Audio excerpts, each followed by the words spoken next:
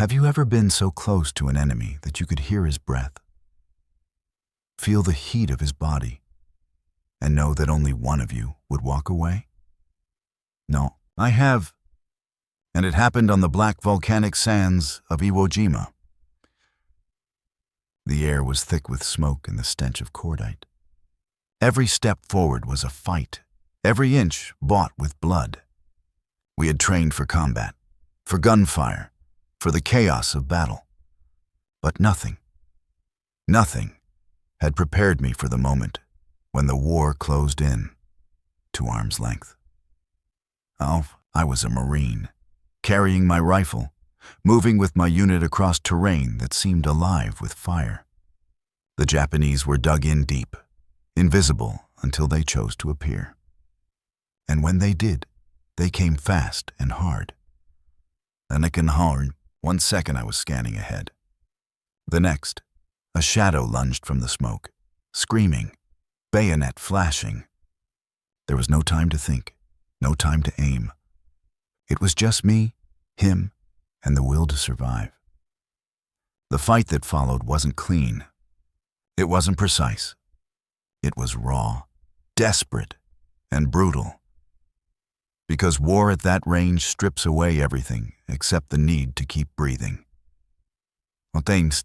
That day on Iwo Jima left me with scars I can still feel. And if you want to understand why, you need to know what happened in those minutes when the world narrowed to one enemy, one weapon, and one choice.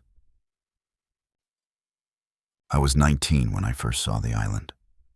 From the deck of our transport ship, Iwo Jima looked small, almost harmless, a lump of black sand and rock in the middle of the vast Pacific. But every man on that deck knew better.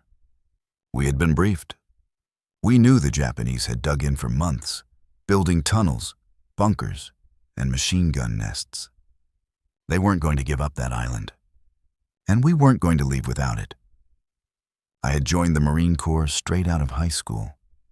Like most young men, I thought I understood what war would be like. Loud, dangerous, yes, but something you could power through if you were tough enough.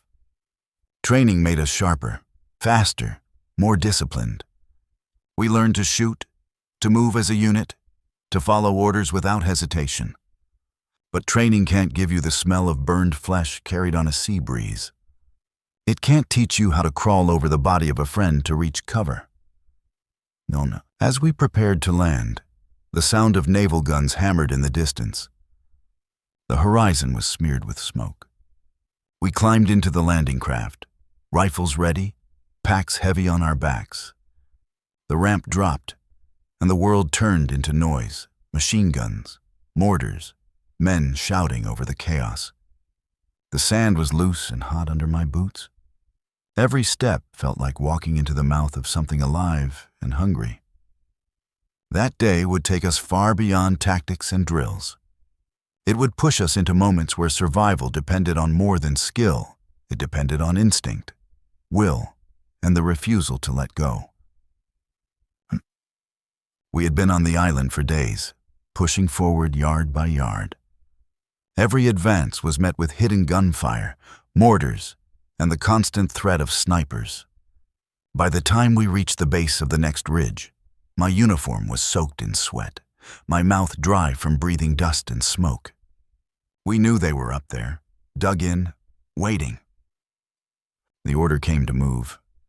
I was near the front, rifle ready, when the world exploded in front of me. A machine gun opened up from a hidden position, the rounds cracking past my ears. We hit the ground hard, scrambling for any cover we could find. The volcanic sand gave none. Our squad leader pointed toward a narrow cut in the ridge, an opening that might lead into their position. We moved in bursts, firing, then diving forward. The air was thick with the sound of bullets whining past and the dull thump of grenades going off somewhere ahead. Ninuts, I was halfway to the opening when it happened. From the corner of my eye, a figure burst from the smoke, close, too close. A Japanese soldier, bayonet fixed, charging straight at me. I barely had time to swing my rifle up before he was on me. The impact knocked the wind out of me. We went down in the sand, his weight driving me back. I felt the bayonet slash past my side as I twisted, shoving with everything I had. We were face to face, both grunting, both desperate. My rifle was trapped between us, useless. He struck again, and I caught his wrist. The muscles in my arms burned as I fought to push the blade away from my body. His eyes were locked on mine, wide, fierce, unblinking. In that moment, the entire war shrank down to the pressure of his weight, the grit of sand in my teeth, the pounding of my heart. I drove my knee up, caught him in the side, and felt his grip falter. The bayonet wavered just enough for me to twist free. I slammed the butt of my rifle into his face, once, twice. The fight didn't stop. It just changed, turning into a scramble for control of the weapon, for control of who would live through the next few seconds. The noise of the battle faded to nothing. All I could hear was my own breathing, ragged and harsh, and his, the sound of two men locked in a fight neither could afford to lose. That was when instinct took over, and I realized there would be no second chance. My hands were slick with sweat and sand as I fought to wrench the rifle free. He was strong, stronger than I expected for his size, and every muscle in my body screamed under the strain. The bayonet's tip darted toward me again, close enough that I could feel the rush of air from it. I twisted my body, rolling hard to the side. We tumbled together, kicking up black sand, each trying to gain the top position. I could hear the distant roar of gunfire and shouted commands, but they were far away, belonging to another world. In this small patch of ground, nothing existed except the two of us. He drove his knee into my ribs, knocking the breath from my lungs. Pain shot through my side, but I held onto his rifle with both hands, refusing to let him rip it free. We locked eyes again, his glare full of fury, mine fueled by the simple need to live. Monsieur, in a burst of desperation, I slammed my forehead into his. The shock stunned us both, but I recovered a second faster. I shoved with every ounce of strength left in me, forcing him onto his back. My boot came down hard on his arm, pinning it to the sand. The bayonet twisted in his grip before I tore it from his hands. He lunged at me barehanded, his fingers clawing for my throat. I swung the rifle up and drove the stock into his jaw. The sound was dull, final. He fell back, his chest rising and falling in ragged bursts. For a moment, I just knelt there, gasping, the weight of the fight catching up to me. My hands trembled as adrenaline coursed through my veins. Then a shout from behind snapped me back. My squad was pushing forward, and I was still in the open. I grabbed my rifle, scrambled to my feet, and ran to rejoin them. The ridge loomed ahead, and the battle was far from over. But as we advanced, part of me stayed in that patch of sand, remembering the look in his eyes, the closeness of death, and the razor-thin line that had kept me on this side of it. That fight was over in less than a minute, but it burned itself into my memory forever. Not because of the violence, but because it stripped war down to its bare truth. At that range, there are no tactics, no grand strategies. There's only survival, and the will to claim it. No. The ridge ahead was a wall of death.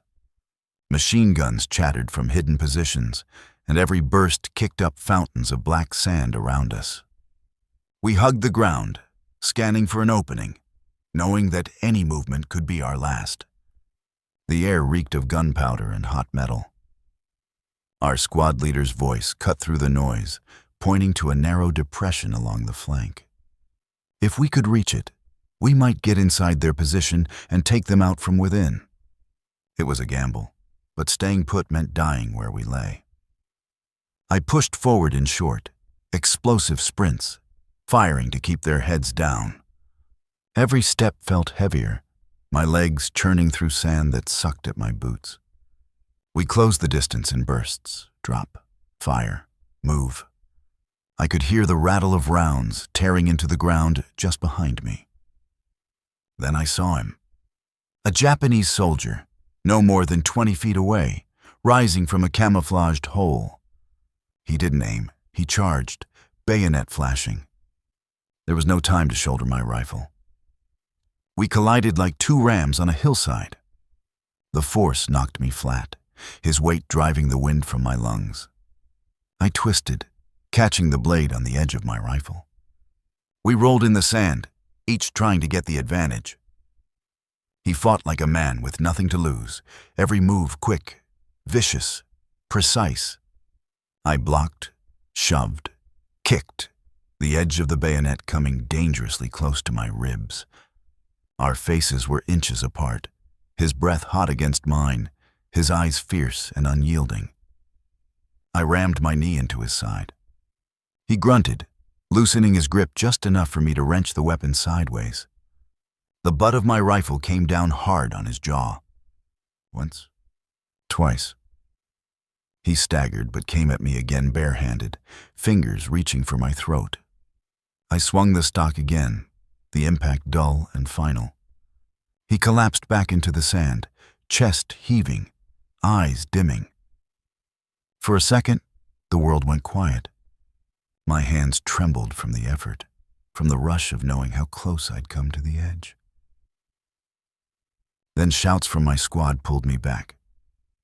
I grabbed my rifle, rejoined the line, and pushed up the ridge. But even as the battle raged ahead, part of me stayed behind in that patch of volcanic sand, remembering the raw truth of combat at arm's length. There's no glory in moments like that, only the will to survive, and the price it demands. When the ridge finally fell quiet, it felt wrong. The sudden absence of gunfire made every sound, boots in the sand, the clink of gear, echo louder. We had taken the position, but the cost was written across the ground in still forms and spent shells. Venus Terduga, I stood there, chest still heaving, rifle heavy in my hands.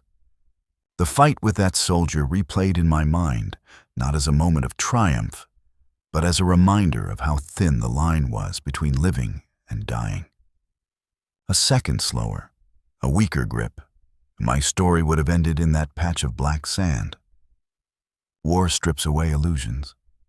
It isn't medals or speeches.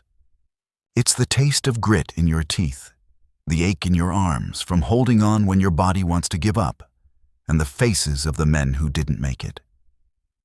As we moved forward, I carried more than my gear. I carried the knowledge that survival comes with a weight, and that weight doesn't lift when you leave the battlefield. It stays with you, shaping the way you see the world, the way you value each quiet morning, each familiar face. I walked off Iwo Jima alive, but part of me will always be there, locked in that struggle for one more heartbeat, one more breath, one more chance to see home again.